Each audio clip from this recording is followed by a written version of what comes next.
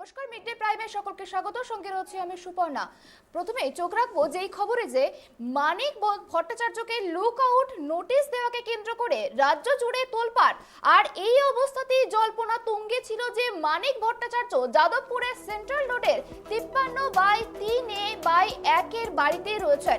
আর সেটাই ধ্রুব সূত্রে প্রমাণ করে দিলেন মানিক ভট্টাচার্য। সেই ছবি ধরা পড়লো আমাদের ক্যামেরায়। সকালবেলা বারান্দায় বেরিয়ে এসেছিলেন মানিক ভট্টাচার্য, অর্থাৎ মানিক ভট্টাচার্যর খোঁজ মিলল এবং মানিক ভট্টাচার্য নিজের বাড়িতেই রয়েছেন। তিনি জানিয়েছেন কেন্দ্রীয় তদন্তকারী সংস্থাকে এর আগেও তিনি সাহায্য করেছিলেন, ভবিষ্যতেও তিনি সাহায্য করবেন। তিনি এখন যাদবপুরের বাড়িতেই রয়েছেন। 9:20 নাগাদ যাদবপুর সেন্ট্রাল রোডের 53/3/1 এর বাড়ির বারান্দায় তাকে দেখা যায়। এদিন তিনি স্পষ্ট জানিয়েছেন যে সম্পূর্ণ বিষয়টি বিচারাধীন, তাই তিনি এই বিষয় নিয়ে কোনো মন্তব্য করবেন না। তবে কেন্দ্রীয় তদন্তকারী সংস্থাকে তিনি আগেও সহযোগিতা করেছেন, পরবর্তীকালের সহযোগিতা করবেন বলে জানিয়েছেন তিনি। এই বিষয় নিয়ে আমরা আরো বিস্তারিত জানবো। আমাদের সঙ্গে থাকবেন আমাদের প্রতিনিধি। এই বিষয় নিয়ে আমরা আরো বিস্তারিত জানবো। আমাদের সঙ্গে রয়েছেন আমাদের প্রতিনিধি রাজীব দত্ত। রাজীব, শুনতে পাচ্ছ আমার কথা তুমি? তোমার কাছে আমি জানতে চাইবো ঠিক এই মুহূর্তে কি কি আপডেট রয়েছে এই বিষয় নিয়ে। প্রথমেই বলি যে কয়েকদিন ধরেই গত 3 দিন ধরে একটা বিভ্রান্তি ছড়িয়েছে যে মানিক ভট্টাচার্যকে খুঁজে পাওয়া যাচ্ছে না এবং তার মোবাইল সুইচ অফ আছে। কিন্তু কোথাও যেন এবং এনফোর্সমেন্ট ডাইরেক্টরেট এবং তার সঙ্গে সিবিআই তার বিরুদ্ধে তাকে খুঁজে না পাওয়ার কারণে ইন্টারপোলের দ্বারস্থ হয়েছে এবং তার বিরুদ্ধে লুক আউট নোটিশ জারি করা হয়েছে। এবং কিভাবে তাকে খুঁজে পাওয়া যাবে সেই এরপরে আইনি প্রসেস কি হবে সে নিয়ে ইডি ইতিমধ্যেই কলকাতা হাইকোর্টের দ্বারস্থ হয়েছে। কোথাও যেন একটা বিভ্রান্তি তৈরি হয়েছিল যে মানিক ভট্টাচার্যকে খুঁজে পাওয়া যাচ্ছে না এবং জানো যে তার খুঁজে কিন্তু যাদবপুরের বাড়িতেও ইডি গিয়েছিল, তার যে নদিয়ার বাড়িতে সেখানেও কিন্তু ইডি গিয়েছিল।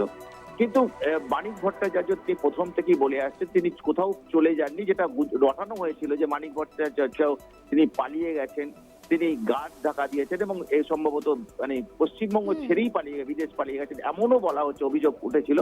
কিন্তু সেটা মানিক ভট্টাচার্য তিনি গতকাল থেকেই তিনি বিভিন্নভাবে প্রমাণ করার চেষ্টা করছেন তিনি পালাননি। এবং জানো যে গতকাল বিভিন্ন সংবাদ মাধ্যমের কাছে তিনি ভিডিও কলের মাধ্যমে কথা বলে তিনি দেখাতে যান এবং তিনি প্রমাণ দিয়ে দেন যে অনেক সংবাদ মাধ্যমকে তিনি বলেন যে তিনি তার বাড়িতে আছেন, তার প্রমাণস্বরূপ তিনি যে বাড়িতে আছেন। কারণ বিভিন্ন সময় আমরা সাংবাদিকরা তারা যার বাড়িতে যাই তিনি আলমারি তার খাট যেগুলো দেখাতে থাকেন যে এই দেখুন আমারই বাড়ি, এটা যাদবপুরের সেন্ট্রাল পার্কে আমার বাড়ি, সেন্ট্রাল রোডে আমার বাড়ি দেখাতে থাকেন। সেই সময় বিভিন্ন সংবাদ মাধ্যমের পক্ষ থেকেও কিন্তু দাবি ওঠে যে আপনি একবার বাইরে বেরিয়ে এসে দেখা দিন।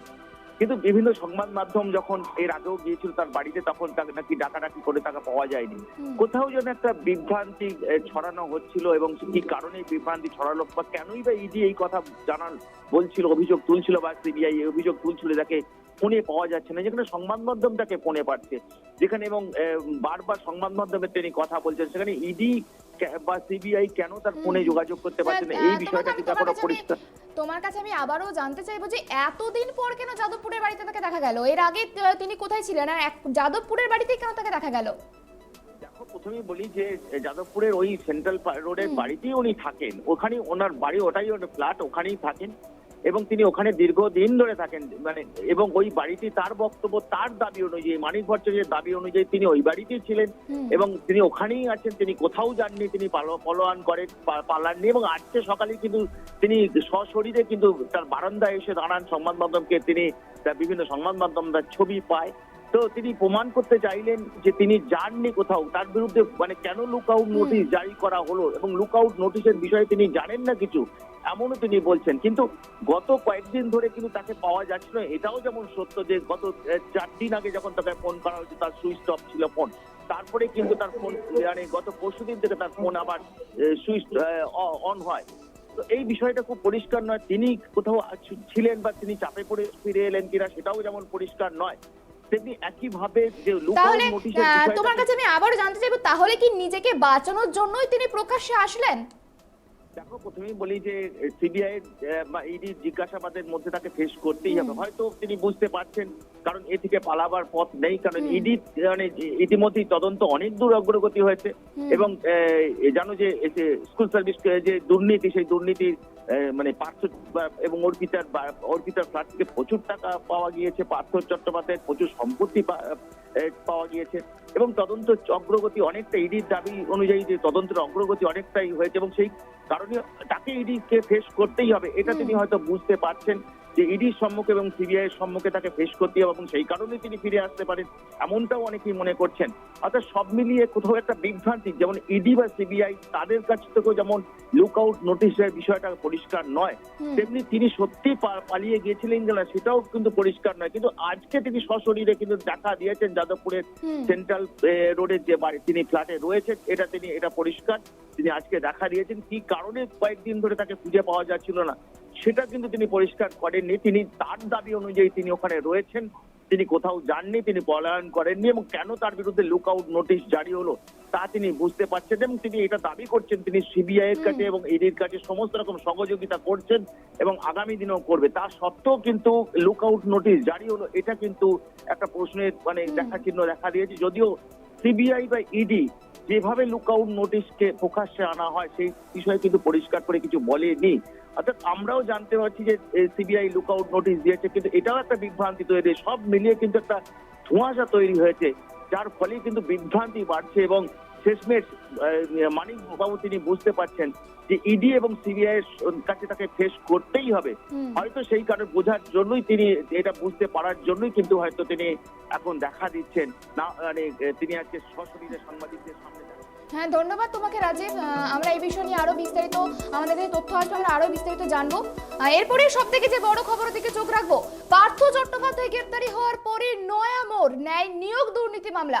নিয়োগ দুর্নীতির টাকা কোথায় যেত, কাদের মাধ্যমে লেনদেন হতো তা খতিয়ে দেখতে তৎপর হয়েছেন তদন্তকারীরা। সেই মামলাতেই শুক্রবার গ্রেপ্তার হয়েছেন প্রসন্ন রায় নামের এক ব্যক্তি। প্রসন্ন রায় নামের ওই ব্যক্তি সম্পর্কে পার্থর ভাগ্নি জামাই বলে সূত্রের খবর। গাড়ি ভাড়ায় খাটানোর একটি সংস্থা রয়েছে তার অফিসে লেনদেন সংক্রান্ত রফা হতো বলেই জানতে পেরেছেন গোয়েন্দারা। আজ শনিবার তাকে আদালতে পেশ করা হবে। তদন্তে নেমে সিবিআই জানতে পেরেছেন প্রসন্নর কার রেন্টাল সংস্থার অফিসে মাধ্যমেই হতো টাকা লেনদেন। মূলত উত্তর ও দক্ষিণ 24 পরগনা থেকে যেসব নিয়োগ হয়েছে সেই সব চাকরি প্রার্থীদের থেকে টাকা নেওয়ার কাজ চলছিল সেখান থেকেই।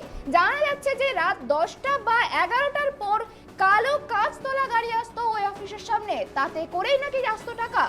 সল্টলেকে জিটি 253 সেই অফিসে কোনো সিসিটিভি নেই।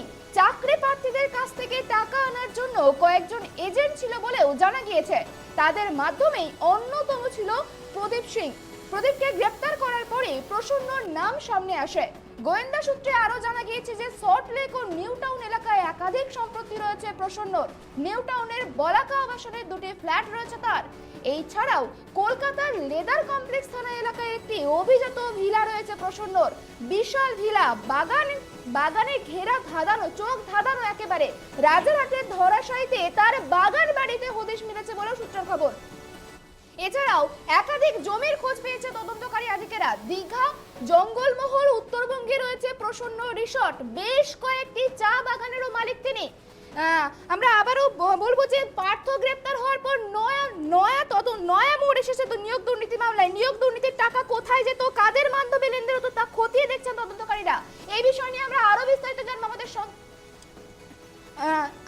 আমাদের সঙ্গে থাকবেন আমাদের প্রতিনিধি দেবযানী সরকার। আবারও আপনাদেরকে জানিয়ে রাখি যে প্রসন্নকে গ্রেপ্তার করেছে তদন্তকারী আধিকারিকেরা। প্রসন্ন রায় নামের ওই ব্যক্তি সম্পর্কে পার্থর ভাগ্নি জামাই বলে সূত্রের খবর। গাড়ি ভাড়ায় খাটানোর একটি সংস্থাও রয়েছে তার অফিসেই নাকি হতো সংক্রান্ত রফা হতো, বিভিন্ন ধরনের রফা হতো তার অফিসে। আজ শনিবার তাকে আদালতে পেশ করা হবে।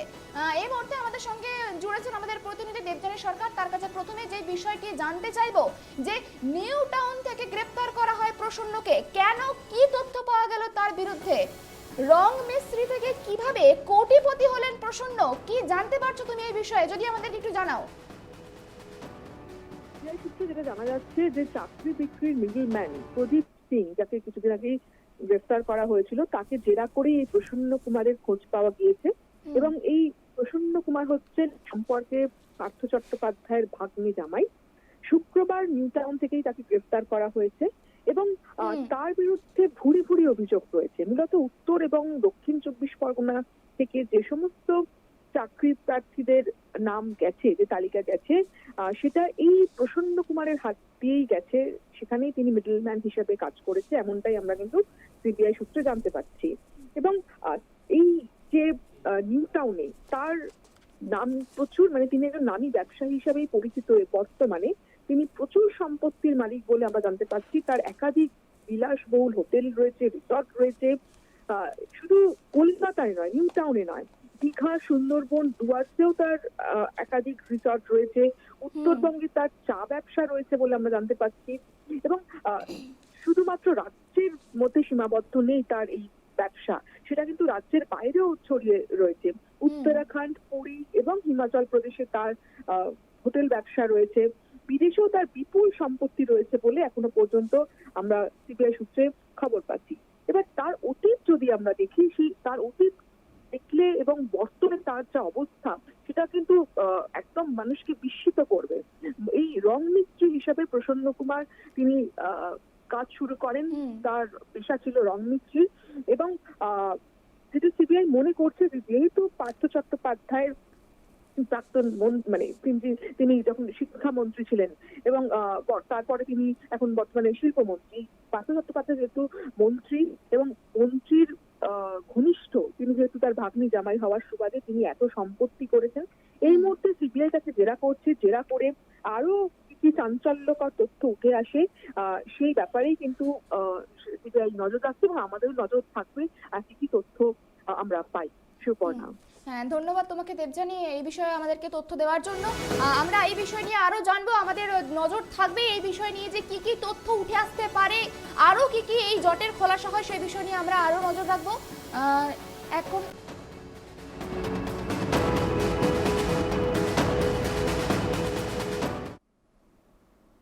এখন সময় একটা ছোট বিরতি, ফিরে আসি বিরতির পর, সঙ্গে থাকুন।